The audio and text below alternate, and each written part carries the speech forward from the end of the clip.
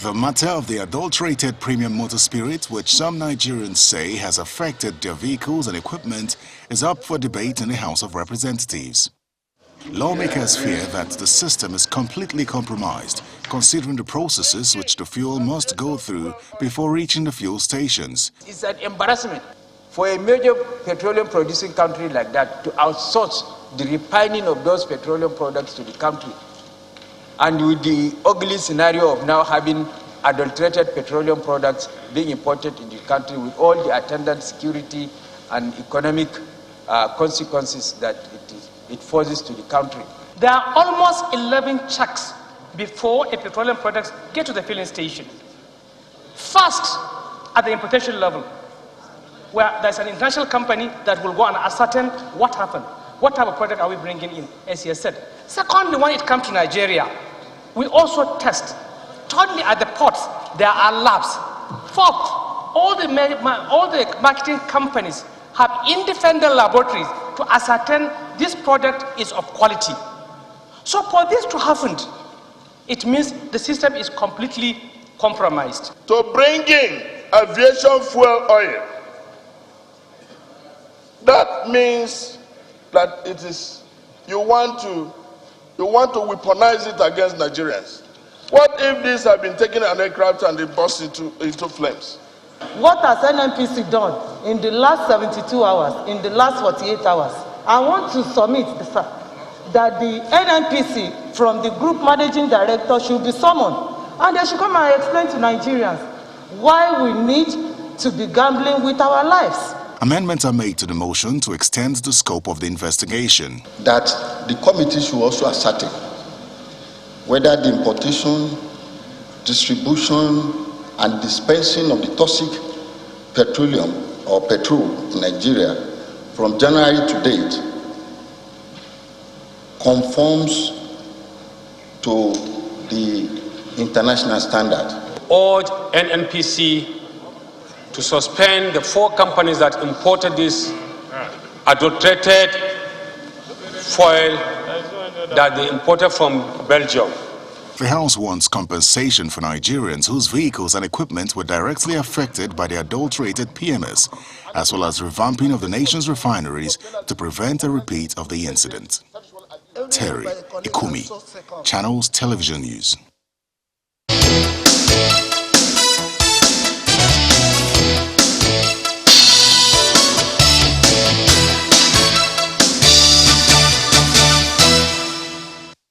Welcome back. Well, Honorable Ogenego joins us next. He's a member, House Committee on Legislative Compliance. Good morning. Thank you for coming on today. Thank you. Well, yes, we just seen the report of the House of Reps, how they intend to look into this matter, raising more concerns, just as Nigerians have. But, really, there are several questions. I know, yes, that has happened, but overall, what is the House looking to achieve here? Because, many will say, look, we've had this scenario before, we'll happen it again. So, what next? Well, thank you for having me again. As you know, the House of Representatives is the House of the people. This House has elected 360 members, 360 members all over the country. And if you look at the article of our Constitution, the first major aspect of it talks about the welfare and security of the people. And this issue of importation of bad fuel or contaminated fuel, whatever they call it, touches on the welfare and the security of the people. You can imagine if somebody buys that fuel and is traveling on the way, and the vehicle brings that on the highway, and bandits come to kidnap the people, security of the people is affected. And then again, if the vehicle is destroyed because of the high sulfur content of the fuel, you find out that the welfare of the people is disturbed because it can't carry people to where we go to. So this thing touches on the article of the Constitution. And as a house that belongs to all Nigerians, that Nigerians look at, we decided that we must take this issue very seriously. And as you can see from the resolution we took, we said those who are involved in the importation of this so-called bad fuel, which includes Duke oil, MRS, Oando, and another consortium. They must be made accountable. How did the House come to, is that the position of the House? Well, some of these that's names? the information supplied by NNPC. Yeah, but some of them have denied, saying no, NNPC imports fuel directly, not even through agencies. Yeah. That's what MRS said, and that is why the House have mandated its committee on downstream to investigate who actually imported it for, who are the culprits, who did this to Nigerians. You can imagine how many vehicles must have broken down on the way.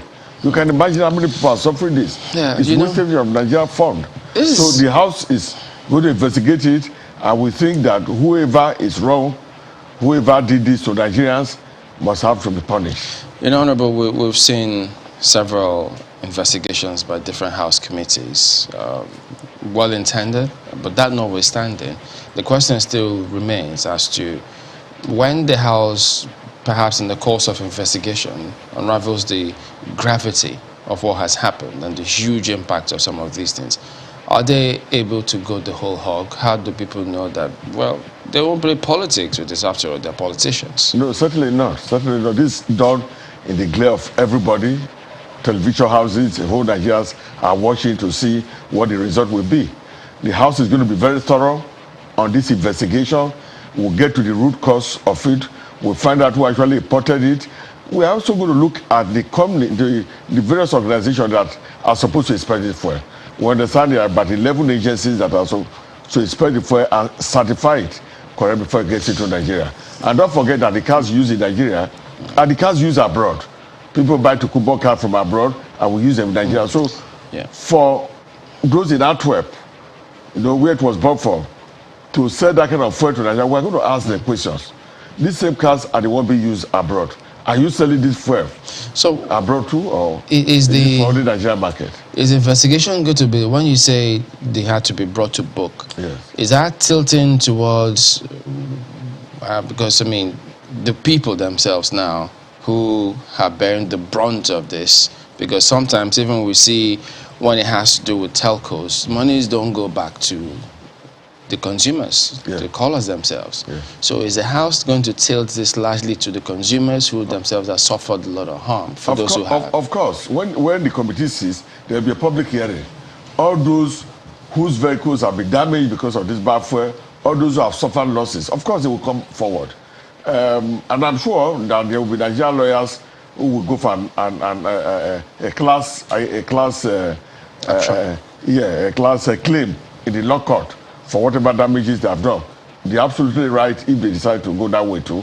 But we will take reports, we will allow all those who have suffered losses to come up. There will be a publication in newspaper. If as a result of this bad fuel, you suffered any loss, please contact so. So those who have suffered losses, they will be known. And we think there will be consequences this time, because for a whole nation like Nigeria to be taken for a ride, you bring bad fuel and the fuel is discharged into the country. I mean, I can't understand it. Was it fuel manufactured for only Nigeria? We must ask. Is it what they are doing here? Can they do it in America? Can they do it in Germany and in Antwerp and any other country? I mean, we got to a situation where we stand to the right of Nigerians. And this is one of the situations which I used to show example to tell Nigeria that the House of Rep, the National Assembly, is actually working for them. Because they elected us. And I think this will be a big test for the House. In fact, the National Assembly at large, as Chamberlain mentioned, if you're able to go the whole hog regarding whatever the investigation comes up with. But I'm curious, because you mentioned 4 companies, and you said they should be penalized while an investigation is ongoing. So how did you come to the conclusion that they're indeed responsible for this if an investigation has just commenced? Yeah, you found out that was during the debate. And during the debate, information came up that NNPC said these 4 companies are responsible. And of course, we hold them responsible while the investigation is going on. They will all be given enough chance to come and defend themselves. Like MRS have already said that it's not they, that it's only Duke Oil on behalf of NNPC that did the importation. So everybody, there will be due process, everybody will be given a chance to come and prove himself guilty or right. And nobody will be punished unduly. All the agencies who inspected this fuel, who failed to discover that this fuel is dangerous for the use of Nigeria, we will find out. And if such agencies have been working for NNPC, it shows they are afraid of their duty. They are not fit to be regulatory agencies to check whether fuel consumption is good for the country. It shows they are not capable technically. So a lot of things are going to happen, and it's going to be a very thorough investigation. So are you still staying on the stance that they should be suspended pending this investigation? Well, there have been suggestions on the floor of the House that they should be suspended. And I'm sure that as we move forward, this will unravel. And I don't think that it's bad if we find out that they are actually capable for this huge service done to the country. If we find out, of course, we recommend their suspension. Have you noticed, Honorable, that there seems to be, buck passing? It's not me, it is you. Yeah. It wasn't me, it is you. And it seems to be like the more you see, the less you know with this thing. Do you sense a cover-up, a grand cover-up in this? Yeah, we've seen a bit of that. For NNPC to say, these are the 4 companies. And for one of the companies to say, no, it is NNPC. There's buck passing there. So that's why it is also important that there's investigation. And good enough, this investigation shall be public. It will be publicly done in the House. And anybody who has information will give it to the House. Anybody who wants to attend, we are going to use a very big hall in National Assembly. So views of people can be heard. And television houses will be there, at least to teach people that this should not be done again to Nigeria. Isn't it curious, I mean, tailing from what Kale just said, which has been on my mind all the while, isn't it curious to you that hitherto all we've heard was that NNPC is the sole importer of fuel into the country until now, and NNPC is coming out to say these organizations, this consortium is responsible for bringing oil into the country. At the same time, of course, we've heard the comments of the Minister of State for Petroleum as well. To you, as a member of the House of Representatives and perhaps to some other members like yourself, isn't it curious? It is curious. And that's why the House decided to set up a committee to investigate the issue. And don't forget, this investigation is going to be all-encompassing. All those involved will be invited publicly so that let Nigeria know who is lying. Is it NNPC? Is it MRS? Or is it some other organizations? Those who have proved that this fuel is good for consumption here, let us know. We'll make sure that the managing directors of all these organizations will come. They are not just going to send staff or lawyers to represent them. Let me reiterate Chamberlain's question earlier. There have been several occasions where we hear of these hearings, of these investigations, and nothing happens. What's the plan? Should the NNPC, for instance, be indicted in this matter? What's the plan? What are the likely consequences? Good. If NNPC is indicted, of course there will be consequences. The House will make a recommendation. We cannot say what the House will recommend, but recommendation will be made by the committee investigating, and this will come to the floor of the House. And once the House passes it in the resolution that the report of the committee is approved, of course, then we will demand that the executive arm of government must take action according to the recommendations of the House. This will be done. All of what's going on, it just gives us, perhaps you give the House too, and maybe like a sneak peek of what the committee is going to be up against investigating this matter.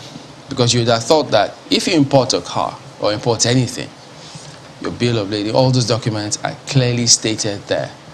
But here you see companies denying and passing buck for something you think, if your name is there, your name is there. So it gives you, you're going to be up against so many things, and who knows?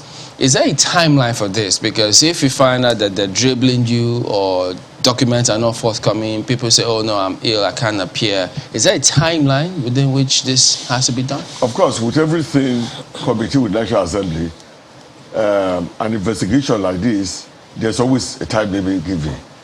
And I'm sure the Speaker will make sure that this is done expeditiously. Those who are going to be members of the committee may even be excused from the general sitting in the House. While the general sitting is going on, they are also going ahead with their work. So there's going to be a timeline. The timeline I cannot see, but we know that Nigerians are anxious to know the result of this investigation. And as a result, we will ensure that this is done expeditiously as much as possible. It will not be business as usual. Not that one sees or we see the end from the beginning. We're not caught in this matter because they are, and that's part because look, chances are that people who have done this are quote unquote powerful people. Yeah. And so if you find that the fingers are pointing to those kinds of people, many will wonder if the House can actually go this way, because you know that some of these persons may have been behind supporting several committees in the House, the bill, several things. So can the House go this whole hog? That's the question. The parliament is the House of the people. 360 members elected throughout the country. It's responsible to Nigerians. It cannot be to one billionaire or one multi-billionaire who probably, of course, people donate usually to candidates when they want to do election. But you should know that we have sworn an oath to the Constitution to protect the people of Nigeria. Like I said, this is election time. Yes. Those members will look and say, wait a minute, I need to weigh the options here. If this billionaire donated to me, can I buy the finger that fed me? Well, I can assure you that that will not happen in this case. Because members, you said this type of election, members want to be able to win election. If you are a member of this committee and you are seen to have changed Nigeria, of course, your people wouldn't vote for you. It's not just money that wins election. It is your good work, and people are anxious.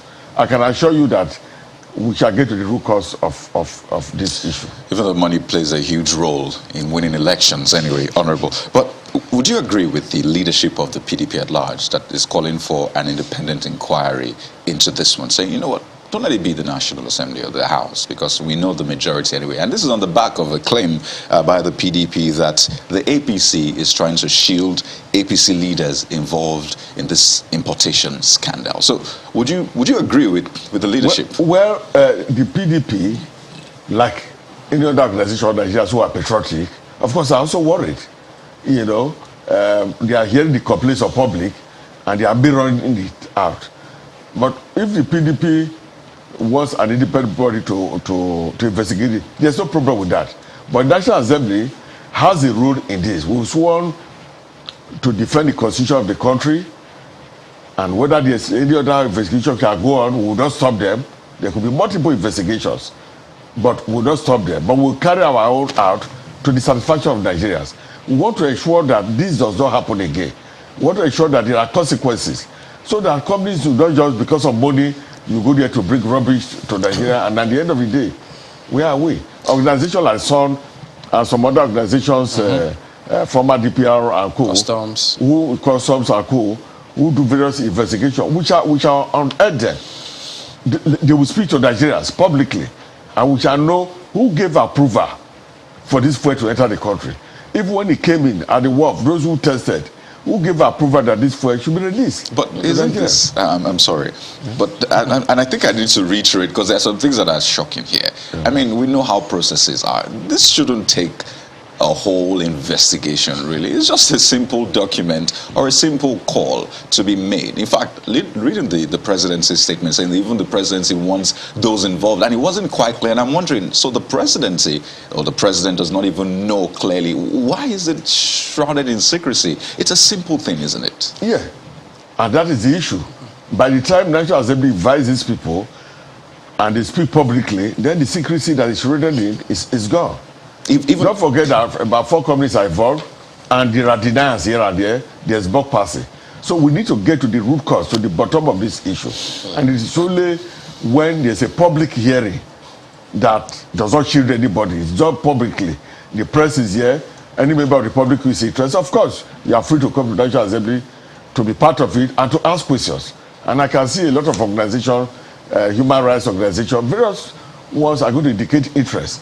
There'll be a publication asking that if you are interested, submit your paper to this. So at the end of the day, we'll get to the bottom. On the face value, where 4 companies have been mentioned.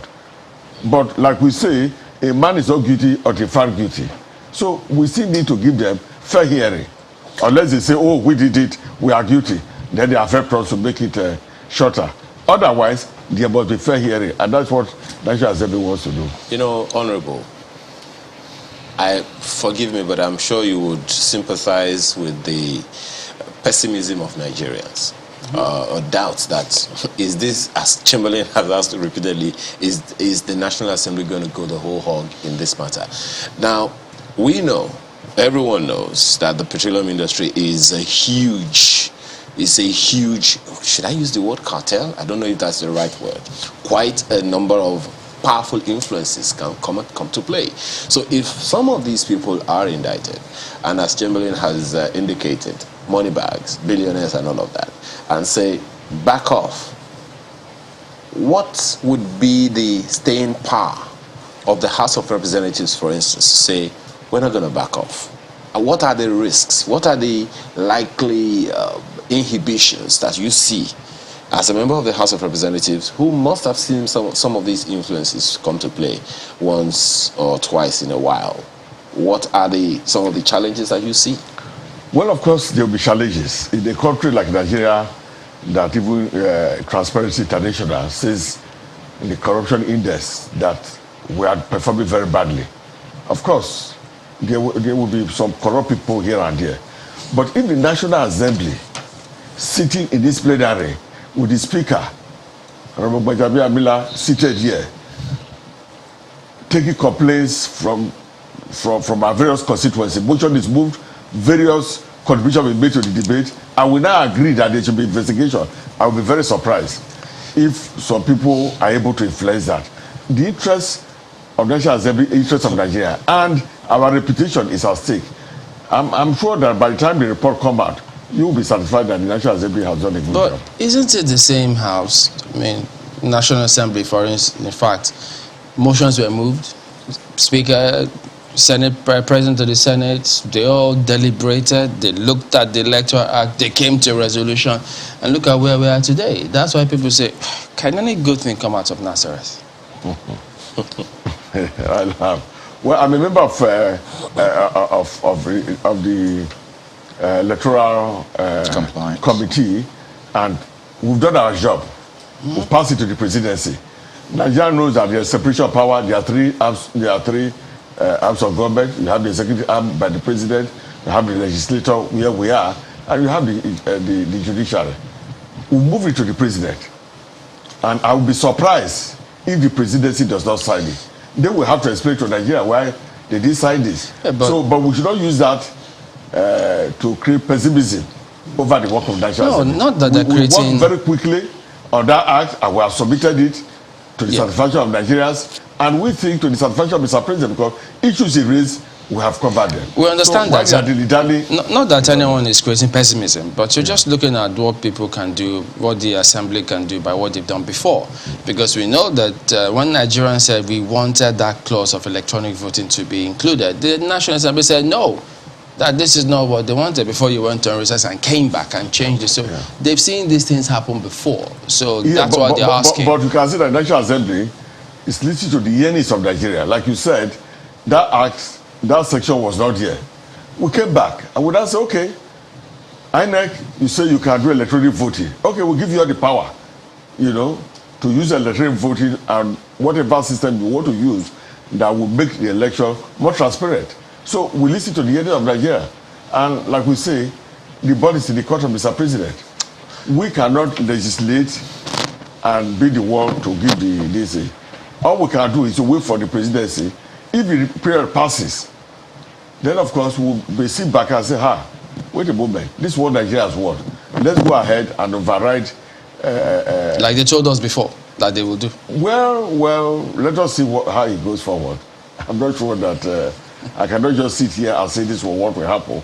But what I can say is that National Assembly is a responsible organization, and they know that Nigerians are looking forward to them, and they know they are put there for the interest of Nigeria, and they sworn to an oath, sworn to uphold the constitution of the country. So we can take it to the bank that the expression. We can take it to the bank that the National Assembly this time would see this one through. So if the president, and you say we shouldn't be pessimistic, so let's hope it happens. But if it doesn't happen, the National Assembly will take it back and say, you know what, we're still going to override this veto. I believe we see it through. But don't forget that we need to tell the majority to override the president's veto. So it will not be very easy for me to sit down here and say, hey, we will do it. Like I said in one of my interviews, when you are doing the veto in a big country like this of over 200 million people, and with 360 member cities, so many things come to play. Some of them are the interests of Nigerians. But things like tribalism comes in. Things like religious sentiment come in. Geopolitical also come in. And party interests also come in. But I'm sure that barring all this, the National Assembly will do what Nigerians want. And I think this speaks to how much the National Assembly would want to test that cordial relationship it has said it wants to have with the executive, the president in particular. And it would seem that over time the National Assembly has tried to stay safe when it comes to issues with the president. This field matter now. The president, as we know, is a minister of petroleum. We have a minister of state. Would the National Assembly also be going ahead to question the president, being the minister of petroleum? Because I imagine that you'll have to speak to someone in the executive. Would you go ahead to do that? Of course, we'll go ahead. You know, it may not be the president coming to answer it, but there will be people under the presidency who are in charge of this. Of course, we will invite them.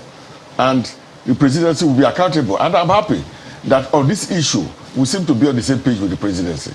Presidents have issued a very tough statement that those who are responsible, who are culpable, are found worthy, will be brought to book. And that's where we stand too.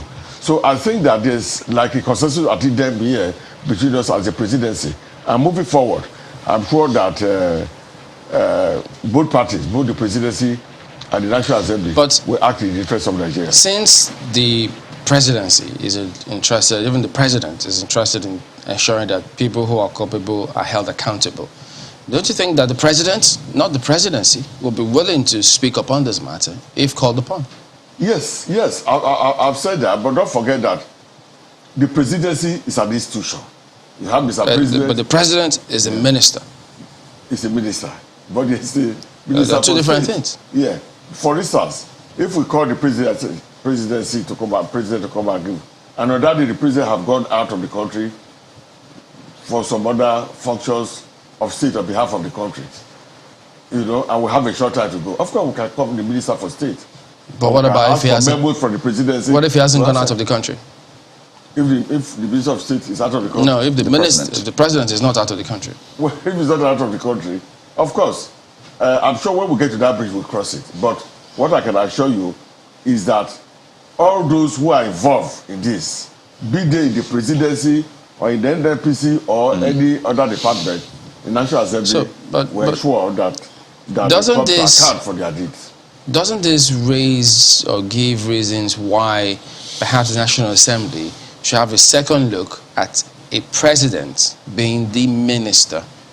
Because in this kind of scenario, if the minister himself was to be in charge, do you think some things might have been done differently as opposed to having a minister of state who is answerable to a president who may be busy with other matters? Yeah. So that may have affected things. You know, we're also working on the amendment of the Constitution right now. There have been so many proposals, and I'm sure... Is this part of it?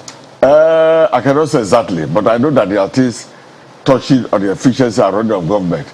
And I'm sure I would not be surprised if this is one of it. There are a lot of proposals that are out there. No, but being a member of the committee, have you ever heard anything close to this suggestions? No, not directly like that. But there have been proposals to see how governance is streamlined to ensure that there's more efficiency so that one person does not carry too much portfolio. Because for a president to now be minister for petroleum, that is too much work on the president. The president is supposed to oversee all the ministries. For him to sit on one of a committee because it's lucrative, I don't think it's right. And we're waiting. Let us see what happens. It's interesting, that you say, amendment. He is the minister, and because he's minister because it's lucrative. But still in the same petroleum industry, Chamberlain said earlier, you know what a man would do, or an institution will do by what it's done before. Was it about 3 weeks ago that the House of Representatives called for some action to end illegal refining in some parts of River State? And I dare say that that's not the only place in pockets of areas in the Niger Delta this has happened. The talks around gas flaring has been endless as well.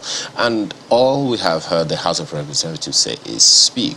And you have committees of the House of Representatives are supposed to deal with these things to ensure we see them to a logical conclusion. So if these ones are on ground and they are still talk, what's the assurance that this is going to go anywhere?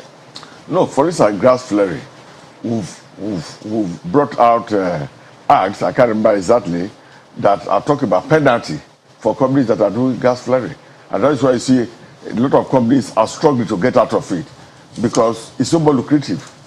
The penalties we put are very tough. So some of these things cannot be achieved overnight, but we're certainly doing it. You see, what I want to appeal here is that let Nigerians know that the House of Rep, the Senate, are people elected by Nigerians. And they mirror the interests of the people. For instance, I gauge the thinking of my people in the board of federal constituency in Lagos who elected me to the House. You know, I'm in Lagos, I'm in consultation. Whatever the people are saying, of course, when I go back to the House, it influences by debate of floor of the House. So I guess that is how it should be everywhere.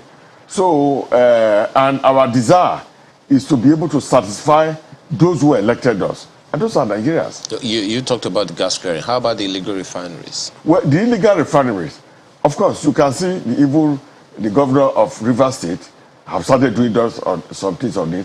You know, the illegal refinery is done in massive areas. Some are swampy areas. So what we are saying is that the law enforcement agencies should go and do their work. They should close them down. And if they don't? If they don't, of course, we will have to take a second look at it.